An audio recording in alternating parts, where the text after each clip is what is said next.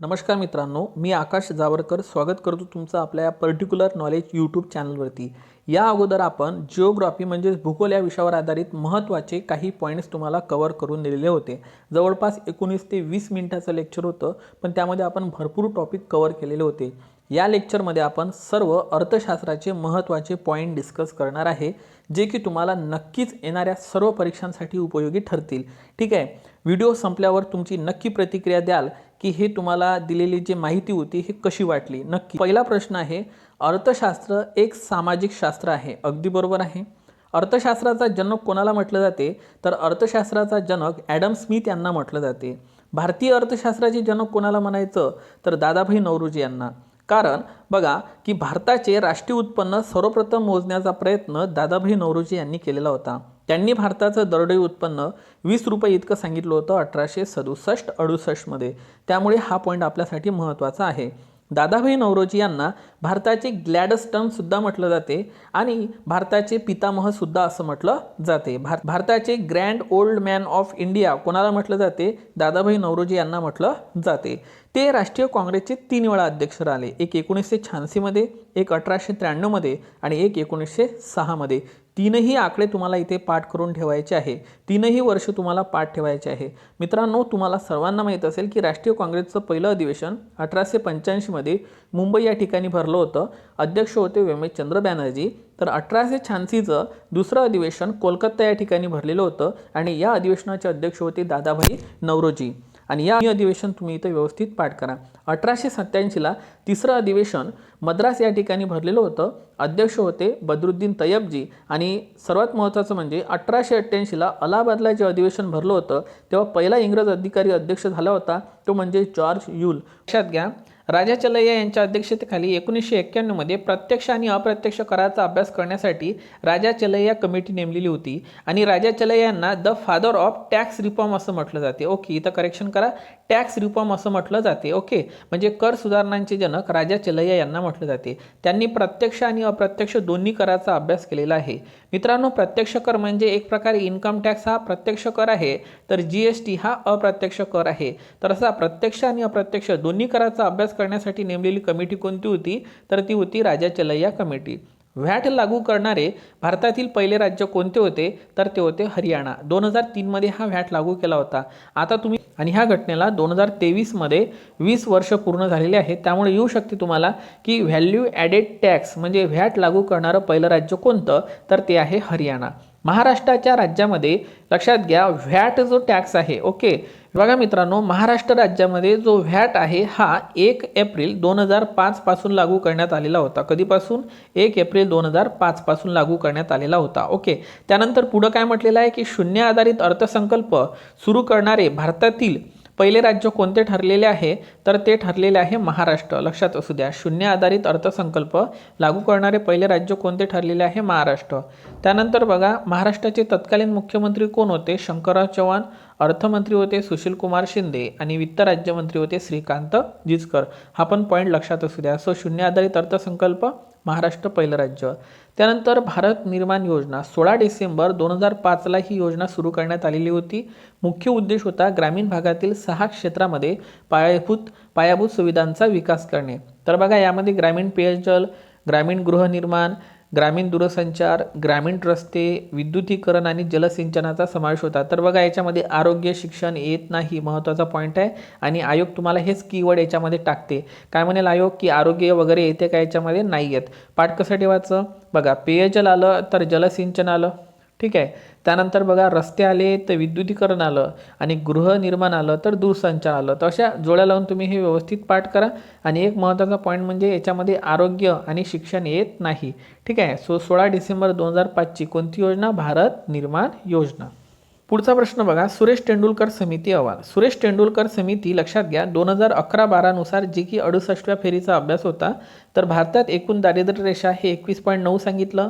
त्यानंतर बघा, ग्रामीण दारिद्र्य रेषा त्यांनी 25.7 इतकी, तर शहरी दारिद्र्य रेषा ही 13.7 इतकी सांगितलेली होती. सुरेश तेंडुलकर कमिटी 1 नंबरची जी कमिटी होती ते 2005ला स्थापन झाली होती. 9मध्ये अहवाल दिला होता. ठीक आहे, नंतर आणखी ते स्थापन झाली होती, नंतर आणखी ते 2011-12मध्ये स्थापन झाले. तर आपण लेटेस्टमधली घेतलेली आहे 11-12चा अहवाल. ठीक आहे, 68व्या फेरीनुसार. याच पद्धतीनं बघा मित्रांनो, एक रंगराजन कमिटी होती, सी रंगराजन कमिटी, जी की 2012ची होती. 14चा या कमिटीचा अहवाल होता. ठीक आहे, तर या कमिटीनुसार लक्षात असू द्या, सी रंगराजन कमिटीने जे ग्रामीण भागातलं दारिद्र्य सांगितलं होतं ते 30.9 इतकं सांगितलं होतं. शहरी भागातलं दारिद्र्य 26.4 इतकं सांगितलं होतं. तर भारताचं दारिद्र्य हे 29.5 इतकं सांगितलेलं 29.5 इतकं सांगितलं होतं. ती होती रंगराजन कमिटी. परंतु आपण पाहताय 68वी फेरी सुरेश तेंडुलकरनुसार तर त्यांनी ग्रामीण भागात 25.7, शहरी भागात 13.7. ओके, असं लक्षात ठेवा. आणि ग्रामीण भागाचं दारिद्र्य त्यांनी सांगितलं होतं 21.9. मोस्ट टाइम पी करा. 2 पैकी एक कोणताही प्रश्न तुम्हाला परीक्षेत येऊ शकतो. आणि यांनी ग्रामीण भागासाठी दरडोई दरमहा निकष कोणता सांगितला होता? 816 रुपये. तर शहरी भागासाठी त्यांनी 1000 रुपये इतका निकष सांगितलेला होता. आणि लक्षात असू द्या, सुरेश तेंडुलकर कमिटीने कॅलरी निकषाला मान्यता दिलेली नव्हती. ओके, मात्र जे मी तुम्हाला आता सी रंगराजन कमिटी सांगितली होती, या सी रंगराजन कमिटीनं कॅलरी निकष मान्य केले होते. बघा, साधारणतः ग्रामीण भागासाठी कॅलरी निकष 2400 असते, तर शहरी भागासाठी 2100 इतके असते. परंतु सी रंगराजन कमिटीनं ग्रामीण भागासाठी 2155 कॅलरी, तर शहरी भागासाठी 2090 कॅलरी असं प्रमाण सांगितलेलं होतं. सो ह्या दोन्ही गोष्टीतला फरक लक्षात घ्या. ठीक आहे, चला. ठीक आहे, तर या पद्धतीने हे कव्हर करा. त्यानंतर पहा, भारतामध्ये GSTची सुरुवात 1 जुलै 2017ला झाली होती. विधान चुकी बरोबर? तर अगदी बरोबर आहे.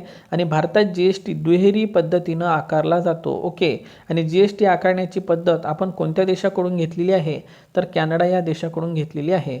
भारतीय रेल्वे म्हणजे ब्रिटिश यांसाठी दुधारू व दुभती गाय होती, असे उद्गार कोण काढले होते? दादाभाई नौरोजी यांनी काढलेले होते. भारत सरकारने 1993मध्ये हा प्रश्न आलेला होता. डॉक्टर सी रंगराजन यांच्या अध्यक्षतेखाली निर्गुंतवणूक आयोगाची स्थापना केली होती. विधान चुकी बरोबर? तर अगदी बरोबर आहे. त्यानंतर बघा, हिंदू ग्रोथ रेट म्हणजे काय? हिंदू वृद्धी दर म्हणजे काय? की 1950 ते 80च्या दशकात हा आकडा पाठ ठेवायचा. 1950 ते 80च्या दशकात GDPच्या वाढीच्या 3.5% इतका होता. तर दरडोई उत्पन्न दर हा 1.3% होता. आणि यालाच हिंदू वृद्धी दर असं म्हटलं जाते. बरं, हिंदू वृद्धी दरच का म्हटलं जात होतं? कारण 1950 ते 30 वर्षापर्यंत आपला ग्रॉस डोमेस्टिक प्रोडक्ट जो होता GDP हा लोकसंख्येच्या प्रमाणासारखाच वाढत चाललेला होता, म्हणून त्याला हिंदू ग्रोथ रेट असं म्हटलेलं होतं. आणि अलीकडेच रघुरामजी राजन हिंदू ग्रोथ रेटबद्दल बोललेले होते, त्या परीक्षेत विचारला जाऊ शकतो प्रश्न. पहिली पंचवार्षिक योजना 1951 ते 56 दरम्यान. पहिली पंचवार्षिक योजना 1 एप्रिल 1951ला सुरू झाली होती. तर 31 मार्च 1956ला ही पंचवार्षिक योजना संपलेली होती. तर या पंचवार्षिक योजनेचं प्रतिमान होतं हेरॉड डोमर आणि भर होता कृषी क्षेत्रावर. तर दुसरी पंचवार्षिक योजना सुरू झाली होती 1956 ते 1961 कालावधीमध्ये आणि प्रतिमान होतं महाल नोबिस, लक्षात असू द्या, आणि भर होता उद्योग क्षेत्रावर. तिसऱ्या पंचवार्षिक योजनेचा भर कृषीवरही होता आणि उद्योगावरही होता. म्हणजे कसं लक्षात ठेवा, पहिली कृषी, दुसरी उद्योग आणि तिसरी कृषी व उद्योग, लक्षात असू द्या. ठीक आहे, आणि तिसऱ्या योजनेचं जे प्रतिमान होतं ते नोबेलिस चक्रवर्ती प्रतिमान. चला, त्यानंतर भारतातील काही नैसर्गिक बंदरे आपण बघूया. मुंबई हे बंदर महाराष्ट्रामध्ये येते. कोलकाता हल्दिया बंदर पश्चिम बंगाल. कोचीन येते केरळमध्ये, ज्याला अरबी समुद्राची राणीसुद्धा म्हटलं जाते. पॅरादीप आहे ओडिशा. विशाखापट्टणम आंध्र प्रदेश आणि मार्मा गोवा आहे गोवा या ठिकाणी. ओके, सो हे पॉईंट लक्षात ठेवा. भारत निर्माण योजना 16 डिसेंबर 2005ची आताच पाहिली आणि 6 घटकासंबंधित बघितलेली होती. ठीक आहे. अंबर बॉक्स, ब्ल्यू बॉक्स आणि ग्रीन बॉक्स कोणत्या संस्थेसंबंधित आहे? ऑर्गनायझेशन संबंधित आहे. WTOची स्थापना ही 1 जानेवारी 1995मध्ये करण्यात आलेली होती. मुख्यालय आहे, लक्षात असू द्या, मुख्यालय आहे जिनिव्हा स्वित्झर्लंड या ठिकाणी. ओके, जिनिव्हा स्वित्झर्लंड या ठिकाणी WTOचं मुख्यालय आहे. गॅट होता एक करार 1948चा. गॅट कराराला सुद्धा 75 वर्ष पूर्ण झालेले आहे. तर गॅट कराराचं जे रूपांतरण झालं होतं ते WTOमध्ये झालेलं होतं उरुग्वे फेरीनुसार. ओके, उरुग्वे फेरी होती 1986ची. हा पण एक पॉईंट लक्षात असू द्या. गॅटच्या एकूण 8 फेऱ्या झाल्या होत्या आणि 8वी आणि शेवटची फेरी होती उरुग्वे फेरी. हे नंतर मी तुम्हाला इन डिटेल्समध्ये समजून सांगेल. का बरं? कारण त्याला लोकलेखा समितीचा, लक्षात घ्या, इथं करेक्शन करा, लोकलेखा समितीचा काय म्हटलं जाते? मित्र तत्वज्ञ मार्गदर्शक म्हटलं जाते. माझ्याकडून मोस्ट टाइम करा. हे फेरा कायदा 1947चा आहे का? तर हो. पहिला फेरा कायदा 1947 नंतर तो 1973 झाला होता आणि 1973चा फेरा जो होता फॉरेन एक्सचेंज रेग्युलेशन ॲक्ट हा 1 जानेवारी 1974ला लागू झाला होता. हा 1 जानेवारी 1974ला लागू झाला होता आणि मला सुद्धा STI मेन्समध्ये हा प्रश्न आला होता की फिमा कायदा जो आहे म्हणे 1999चा ओके हा कधी लागू झाला 1 जून 2000मध्ये आणि सिंपल प्रश्न मला आलेला कोणता होता की फेराचं रूपांतरण कशामध्ये झालं फेमामध्ये. तर बघा एवढं सोपं विचारलं जाते ओके. तर या पद्धतीनं तुम्हाला लक्षात ठेवायचं आहे फेरा 47 त्यानंतर दुसरा 73चा याचंच रूपांतरण फेमामध्ये झालेलं होतं 1999च्या कायद्यानं. पण लागू कधी झाला 1 जून 2000ला ओके. इकडे 1 जानेवारी 74ला लागू झाला आणि इकडे 1 जून 2000ला लागू झालेला होता. चला पुढचे प्रश्न. रुपया भांडवली खात्यावर परिवर्तनीय करण्यासाठी नेमलेली कमिटी होती SS तारापूर. पण रुपया अजूनही भांडवली खात्यावर परिवर्तनीय झालेला नाही आहे. SS तारापूर कमिटी 97ची आणि दुसरी कमिटी होती 2006ची. पाठ ठेवा जसंच्या तसं तुम्हाला प्रश्न येऊ शकतो. गंगा कल्याण योजना कधीची तर गंगा कल्याण योजना हे 1 फेब्रुवारी 1997ची. आता तुम्हाला असं वाटेल गंगा नदी संबंधित आहे की काय ही योजना तर असं नाही आहे. तर दारिद्र्य रेषेखाली लहान व सीमांत शेतकऱ्यांना भूजल स्रोतातून सिंचन सुविधा उपलब्ध करून देण्यासंबंधित आहे. गंगा कल्याण योजना 1 फेब्रुवारी 1997 लक्षात असू द्या. बघा मित्रांनो रोजगार हमी योजनेचे जनक कोणाला म्हटलं जाते तर वि.स. पागे यांना रोजगार हमी योजनेचे जनक म्हटलं जाते. उज्ज्वला योजना ही 1 मे 2016मध्ये सुरू झाली होती. त्याचा उद्देश होता गॅस सिलेंडरची जोडणी उपलब्ध करून देणे. तर उजाला योजना ही LED बल्ब संबंधित होती लक्षात असू द्या. तर उदय योजना उज्ज्वल डिस्कॉम ॲस्युरन्स स्कीम होती जी की वीज वितरण कंपनीमध्ये सुधारणा आणि पुनर्बांधणी करणे आणि समस्याचं निराकरण करणे त्याच पद्धतीनं सर्वांसाठी 24 तास वीज उपलब्ध करून देण्यासंबंधित उदय योजना होती. ठीक आहे ज्याला उज्ज्वल डिस्कॉम योजना म्हणू शकता तुम्ही. त्यानंतर बघा मित्रांनो महत्त्वाचं म्हणजे उजाला योजना LED bulb Ujjwala gas cylinder तर तिघांचे नावं थोडे सेम वाटते त्यामुळे जोड्या लावणीत हा प्रश्न येऊ शकतो. अर्थशास्त्रात नोबेल मिळवणारे पहिले भारतीय व्यक्ती अमर्त्य सेन होते. सार्वजनिक आणि खाजगी क्षेत्राचा समान गुणधर्म असणाऱ्या अर्थव्यवस्थेला मिश्र अर्थव्यवस्था म्हणतात. विधान चुकी बरोबर. भारतात मिश्र अर्थव्यवस्थेची शिफारस सर्वप्रथम बॉम्बे योजनेद्वारे करण्यात आली होती 1944मध्ये. आणि लक्षात असू द्या ही जी बॉम्बे योजना आहे या योजनेला टाटा बिर्ला योजना या नावानं सुद्धा ओळखलं जाते. भारतात पंचवार्षिक योजनेला सुरुवात 1951मध्ये झाली. आताच सांगितलं मी तुम्हाला 1 एप्रिल 1951 आणि पंचवार्षिक हा विषय आपण रशिया या देशाकडून घेतलेला आहे. नियोजन आयोगाची स्थापना 15 मार्च 1950ची होती. मात्र अलीकडे नियोजन आयोग बरखास्त करून त्या ठिकाणी नीती आयोगाची स्थापना करण्यात आलेली आहे 1 जानेवारी 2015ला.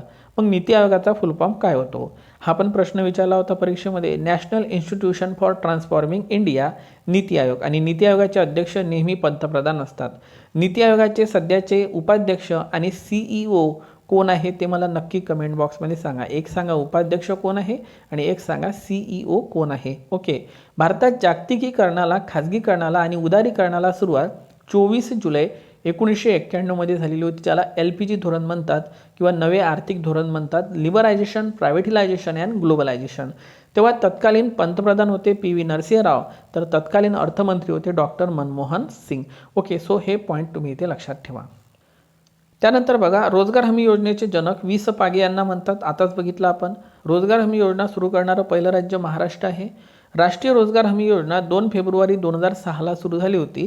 नंतर ती संपूर्ण भारतात 1 एप्रिल 2008ला सुरू झाली होती. आणि या योजनेला लक्षात असू द्या या योजनेला 2 ऑक्टोबर 2009 रोजी महात्मा गांधीजींच्या 140व्या जयंतीनिमित्त महात्मा गांधी यांचं नाव देण्यात आलेलं होतं. या योजनेअंतर्गत 100 दिवसाचे कामकाज मिळते मित्रांनो लक्षात असू द्या ओके. त्यानंतर युनोच्या सुरक्षा समितीवर कायमस्वरूपी असणारे देश कोणते आहे? अमेरिका, चीन, फ्रान्स, रशिया आणि ब्रिटन. पाठ करून घ्या. अमेरिका, चीन, फ्रान्स, रशिया आणि ब्रिटन हे 5 सुरक्षा समितीवर स्थायी सदस्य आहे म्हणजे कायमस्वरूपी सदस्य आहे. त्यानंतर बघा युनोची स्थापना 24 ऑक्टोबर 1945ला झाली. मुख्यालय आहे वॉशिंग्टन DC अमेरिका.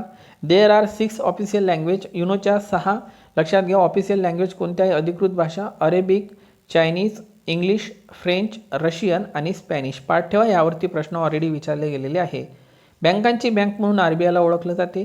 आरबीआयची स्थापना हिल्टन यंग कमिटी 1926 नुसार 1 एप्रिल 1935 मध्ये करण्यात आली होती. रिझर्व्ह बँकेचं राष्ट्रीयकरण 1 जानेवारी 1949 मध्ये करण्यात आलेलं होतं. मित्रांनो, हा पॉईंट लक्षात ठेवा. भारतातील सर्व व्यापारी बँकांवर नियंत्रण ठेवण्याचं काम हे आपली आरबीआय करत असते आणि 1 रुपयाच्या नोटीवर वित्त सचिवांची सही नसते, तर उरलेल्या सर्व नोटांवर आरबीआयच्या गव्हर्नरची सही असते. ओके, आरबीआयच्या गव्हर्नरची सही असते आणि 25वे गव्हर्नर आहे शक्तिकांत दास. भारतातील सार्वजनिक क्षेत्रातील सर्वात मोठी बँक कोणती आहे, तर ते आहे स्टेट बँक ऑफ इंडिया. आणि एडी गोरवाला कमिटीनुसार 1 जुलै 1955 मध्ये एसबीआयची स्थापना करण्यात आली होती. मुख्यालय आहे मुंबईला. अध्यक्ष कोण आहे नक्की कमेंट बॉक्समध्ये सांगा. कृषी वित्त पुरवठा करणारी जर तुम्हाला विचारलं की शिखर बँक कोणती, तर उत्तर घ्यायचं नाबार्ड, कारण आयोगानं असा सिंपल वन लाइनर क्वेश्चन विचारलेला होता. National bank for agriculture and rural development हा नाबार्डचा फुल फॉर्म आहे आणि नाबार्डची स्थापना 12 जुलै 1982 मध्ये करण्यात आली होती. मुख्यालय आहे मुंबईला. सो ह्या तिन्ही बँका तुम्ही पाठ करून घ्या. जिल्हा नियोजन समितीची स्थापना 74व्या घटना दुरुस्तीनुसार झाली होती. बरोबर आहे, 243 ZD नुसार. आणि जिल्हा नियोजन समितीचे अध्यक्ष पालकमंत्री असतात, तर जिल्हा नियोजन समितीचा सचिव हा जिल्हाधिकारी असतो. अध्यक्ष म्हटलं तर पालकमंत्री आणि सचिव म्हटलं तर जिल्हाधिकारी. ओके, आणि समितीची कलम लक्षात ठेवा 243 ZD. आणि जर महानगर नियोजन कमिटीची जर तुम्हाला कलम विचारली तर 243 ZE लक्षात ठेवा. इथं डी डिस्ट्रिक्ट लक्षात ठेवा, इथं मेट्रोला ZE असं लक्षात ठेवा. ओके, 243 महानगर नियोजन समिती. 2011ची जनगणना ही एकूणमधली 15वी, तर स्वातंत्र्यानंतरची 7वी जनगणना होती. बरोबर आहे. आणि घोषवाक्य होतं आपली जनगणना आपले भविष्य, अवर सेन्सस अवर फ्युचर. राजकोषीय तुटीला सरकारवर कर्ज निर्माण करणारी तूट म्हटलं जाते. अगदी विधान बरोबर आहे. क्रिसिल इकरा केअर काय आहे, तर ह्या क्रेडिट रेटिंग एजन्सी आहे, म्हणजे पतदर्जा ठरवणाऱ्या संस्था आहे. ट्रिप्स करार कोणत्या संस्थेसंबंधित आहे, WTO वर्ल्ड ट्रेड ऑर्गनायझेशन, ज्याची स्थापना आपण आताच बघितली 1 जानेवारी 1995. मुख्यालय आहे जिनिव्हा, स्वित्झर्लंड या ठिकाणी. पुढचा प्रश्न बघा. 15व्या वित्त आयोगाचे अध्यक्ष कोण आहे, तर ते आहे NK सिंग आणि सचिव आहे अरविंद मेहता. 15वा वित्त आयोग. वित्त आयोगाची स्थापना कलम 280 नुसार केली जाते. हा पॉईंट लक्षात ठेवा. आणि म्हणजेच वित्त आयोग हा घटनात्मक आयोग आहे. ज्या गोष्टी कलमीमध्ये आहे त्याला म्हणायचं घटनात्मक आयोग. ठीक आहे, मग 324 नुसार निवडणूक आयोग, केंद्रीय निवडणूक आयोग घटनात्मक आहे का, तर हो, तो आयोग घटनात्मक आहे. भारतातील 7व्या वेतन आयोगाचे अध्यक्ष कोण आहे, तर ते आहे अशोक कुमार माथुर. लक्षात असू द्या, 7वं वेतन खूप चर्चेमध्ये आहे, तर अध्यक्ष आहे अशोक कुमार माथुर. सेझचा फुल फॉर्म होतो स्पेशल इकॉनॉमिक झोन आणि GDPचा फुल फॉर्म होतो ग्रॉस डोमेस्टिक प्रोडक्ट. तर AEZचा फुल फॉर्म काय होतो नक्की कमेंट बॉक्समध्ये सांगा. त्यानंतर पुढचा प्रश्न आहे, हरित GDP म्हणजे काय. पारंपरिक GDP मधून जर आपण पर्यावरणाच्या हानीचे मूल्य काढले, म्हणजे नुकसान जर काढले आपण पर्यावरणाचे, तर आपल्याला मिळणारा GDP ग्रीन GDP असते, म्हणजे हरित GDP असते. म्हणजे समजा मला 100 रुपयाचं उत्पादन झालं, ठीक आहे, तर याच्यातून जर 20 रुपये पर्यावरणाची हानी काढली तर 80 रुपये हा झाला ग्रीन GDP. सो पर्यावरणाची हानी वजा करणे म्हणजेच ग्रीन GDP. आणि ग्रीन म्हटलं तर नेचर आलंच, तुम्हाला माहीत आहे. ठीक आहे, तर क्रेडिट कार्डला प्लास्टिक मनी म्हटलं जाते का, हो, क्रेडिट कार्डला प्लास्टिक मनी म्हटलं जाते. भारतातील पहिली भूविकास बँक झांब पंजाब या ठिकाणी सुरू करण्यात आली होती 1920ला. मोस्ट टाइम करा. ओके, आणि भूविकास बँका ह्या दीर्घकालीन कर्ज देत असतात. हा एक पॉईंट लक्षात असू द्या. महाराष्ट्रातील महत्त्वाच्या योजना, एक आहे जिवाळा योजना, मुक्ता योजना, मिशन वात्सल्य योजना आणि कारागृह पर्यटन योजना, जे की येरवडा तुरुंगातून सुरू करण्यात आली होती, पुणे इथून. सो या सर्व योजना आपल्या महाराष्ट्र सरकारच्या आहे. एकदा पाठ करून घ्या. जिवाळा, मुक्ता, मिशन वात्सल्य आणि कारागृह पर्यटन. सेन्सेक्स निफ्टी हे शेअर कशा संबंधित आहे, तर हे आहे मित्रांनो शेअर बाजारा संबंधित. जो आहे तो आहे बॉम्बे स्टॉक एक्सचेंजचा आणि निफ्टी आहे नॅशनल स्टॉक एक्सचेंजचा. आज भारतातला सर्वात मोठा शेअर बाजार NSE आहे, तर सर्वात जुना शेअर बाजार बॉम्बे स्टॉक एक्सचेंज आहे. आणि या सर्व शेअर मार्केटवर नियंत्रण ठेवण्याचं काम सेबीचं आहे. सेबीची स्थापना 1988ची आहे. वैधानिक दर्जा 1992 मध्ये भेटला होता आणि सध्याच्या पहिल्या महिला अध्यक्ष आहे माधवीपुरी बुच. It's a very very important point. मित्रांनो, हे मी सगळं कलेक्शन तुमच्यासाठी केलेलं आहे, ते व्यवस्थित पाठ करून घ्या. महत्त्वाच्या क्रांत्या, हरित क्रांती म्हटलं जाते अन्नधान्य उत्पादन, धवल क्रांती दूध उत्पादन, नील क्रांती मत्स्य उत्पादन, पीत क्रांती म्हणजे तेलबिया उत्पादन, रजत क्रांती म्हणजे चंदेरी क्रांती आहे अंडी उत्पादन, तर सुवर्ण तंतू क्रांती म्हटलं जाते ताग उत्पादनाला. तर एवढे पॉईंट तुम्ही पाठ ठेवा. ओके, सो धवल क्रांतीची जनक आहे डॉक्टर वर्गीस कुरियन, नील क्रांतीची जनक आहे हिरालाल चौधरी. ओके, चला, SDIचे प्रमुख निकष. SDI 3 निर्देशांकावर काढला जातो मित्रांनो, लक्षात असू द्या. आरोग्य, शिक्षण आणि राहणीमान 3 निकषावर काढला जातो. यामध्ये बघा पुढचा पॉईंट आहे बेसल निकष कशा संबंधित आहे, तर बँकांच्या भांडवल पर्याप्ततेबद्दल आहे बेसल निकष. विचारलं तर लक्षात असू द्या भांडवल पर्याप्ततेबद्दल आहे म्हणून. जागतिक बँक आणि IMF यांना जुळ्या बहिणी म्हटलं जाते कारण त्यांची निर्मिती ब्रेटन वूड परिषदेमध्ये झाली होती. हा पॉईंट लक्षात घ्या. ब्रेटन वूड परिषद 1944ला अमेरिकेत पार पडलेली होती. त्यानंतर मौद्रिक धोरण समिती डॉक्टर उर्जित पटेल यांच्या अध्यक्षतेखाली स्थापन करण्यात आली होती. या समितीनुसार RBI ॲक्ट 1934 मध्ये बदल झाले होते आणि या कायद्याच्या सेक्शनमध्ये 45ZB ही कलम टाकण्यात आली होती. कायद्यात सेक्शन 45ZB कलम टाकण्यात आली होती मौद्रिक धोरण समिती संबंधित. एकूण सदस्य या कमिटीमध्ये 6 असणार आहे, 3 RBIचे आणि 3 भारत सरकारचे. आणि या कमिटीचा अध्यक्ष RBIचा गव्हर्नर स्वतः असणार आहे. सो मौद्रिक धोरण कमिटी 6 सदस्य, 3 RBIचे, 3 भारत सरकारचे आणि लक्षात घ्या 45ZB कलम आहे. 34च्या ॲक्टमध्ये बदल झालेले आहे. FRBM ॲक्ट हा आहे 2003चा, तर नियम आहे 2004चा. Physical responsibility budget management act त्याला म्हटलं जाते. FRBM कायद्याचे व्यापक परीक्षण करण्यासाठी NK सिंग समिती नेमण्यात आली होती 2016 मध्ये. सध्या NK सिंग 15व्या वित्त आयोगाचे अध्यक्ष सुद्धा आहे आणि हा प्रश्न आयोगाने विचारलेला आहे की FRBMचा अभ्यास करण्यासाठी नेमलेली कमिटी 2016ची कोणती होती? NK सिंग समिती. मोस्ट MP करा माझ्याकडून हा प्रश्न इम्पॉर्टंट करा. शून्य आधारित संकल्पनेचा सर्वप्रथम वापर कोणत्या देशात करण्यात आला होता? अमेरिकेमध्ये. राज्य म्हटलं तर आपलं महाराष्ट्र. 1973-74 मध्ये जॉर्जिया राज्यात जिमी कार्टर हा तत्कालीन गव्हर्नर होता. त्याने राबवलेला होता. मात्र शून्य आधारित अर्थसंकल्पनेचा जनक कोण आहे? Peter Pyhrr. मोस्ट MP करा पीटर पियर. आणि शून्य आधारित अर्थसंकल्पाचा भारतामध्ये राज्यस्तरावर वापर करणारं पहिलं राज्य आपलं महाराष्ट्र होतं 1986 मध्ये. आणि तत्कालीन मुख्यमंत्री शंकरराव चव्हाण होते महाराष्ट्राचे. वित्तमंत्री होते सुशीलकुमार शिंदे आणि वित्त राज्यमंत्री होते श्रीकांत जिचकर. मुख्यमंत्री लक्षात ठेवा शंकरराव चव्हाण, अर्थमंत्री सुशीलकुमार शिंदे. राजीव गांधी ग्रामीण विद्युतीकरण योजना कधीची आहे? तर बघा राजीव गांधी ग्रामीण विद्युतीकरण योजना एप्रिल 2005ची आहे. आणि उडान योजना ही STI मेन्समध्येच विचारलेली होती. उडान योजना ही 21 ऑक्टोबर 2016ची आहे. उडान योजनेचा फुलफॉर्म होतो उडे देश का आम नागरिक. ओके, उडे देश का आम नागरिक. 21 ऑक्टोबर 2016. भारतमाला परियोजना 2015ची आहे, तर सेतू भारतम 2016ची आहे. ह्या दोन्ही योजना कशा संबंधित आहे नक्की खाली कमेंट बॉक्समध्ये टाईप करून सांगा. भारतमाला 15, सेतू भारतम 16. सेतू 16 लक्षात ठेवायचं आहे. भारतमाला 2015, सेतू भारतम 2016. ओके, होमवर्क आहे सर्च इन्फॉर्मेशन नक्की सर्च करा. ॲम्नेस्टी इंटरनॅशनल या संस्थेची स्थापना 1961 मध्ये करण्यात आली होती. 2021 मध्ये 60 वर्ष पूर्ण होत आहे, म्हणजे झालेले आहे. मुख्यालय आहे लंडन, युनायटेड किंगडम. पाठ करा माझ्याकडून. ओके, आणि कार्य काय आहे? मानवी हक्काबद्दल जागरूकता निर्माण करणे, मानवी हक्काचं संरक्षण करणे. आणि या ॲम्नेस्टी इंटरनॅशनल संस्थेला 1977चा शांततेचा नोबेल सुद्धा मिळालेला आहे. आपल्या चॅनलचं कामच आहे पर्टिक्युलर नॉलेज. कमी वेळेत जास्तीत जास्त नॉलेज डिस्कशन करणे हाच आपला मूळ उद्देश आहे, जेणेकरून तुमची रिव्हिजन फास्टमध्ये होईल. ओके, व्हिडिओ आवडत असेल तर नक्की एक लाईक करून पुढं कंटिन्यू करूया. ठीक आहे, चला. तर 13व्या वित्त आयोगाच्या नुसार राज्यांना महसूल वाटा 32% मिळाला होता. तर 14व्या वित्त आयोगानुसार राज्यांना महसूल वाटा 42% होता. तर 15व्या वित्त आयोगानुसार तो 41%च आहे. कारण याच्यातला 1% याच्यासाठी कमी झाला, जम्मू आणि काश्मीरच्या विकासासाठी. लक्षात असू द्या. 13 32%, 14 42 आणि 15 41%. 13व्या वित्त आयोगाचे अध्यक्ष होते विजय केळकर होते. लक्षात असू द्या. 14व्या वित्त आयोगाचे अध्यक्ष कोण होते? तर ते होते YV रेड्डी. आणि 15व्या वित्त आयोगाचे अध्यक्ष आहे NK सिंग. महाराष्ट्र राज्य महिला धोरण राबवणारं पहिलं राज्य होतं. महाराष्ट्रामध्ये पहिलं महिला धोरण 1994, दुसरं 2001 आणि तिसरं महिला धोरण 2014 राबवण्यात आलेलं आहे. आणि महाराष्ट्र राज्यात जेव्हा महिला धोरण राबवलेलं होतं तेव्हा महाराष्ट्राचे मुख्यमंत्री होते शरद पवार. ओके, महाराष्ट्राचे मुख्यमंत्री कोण होते? तेव्हा होते महाराष्ट्राचे मुख्यमंत्री शरद पवार.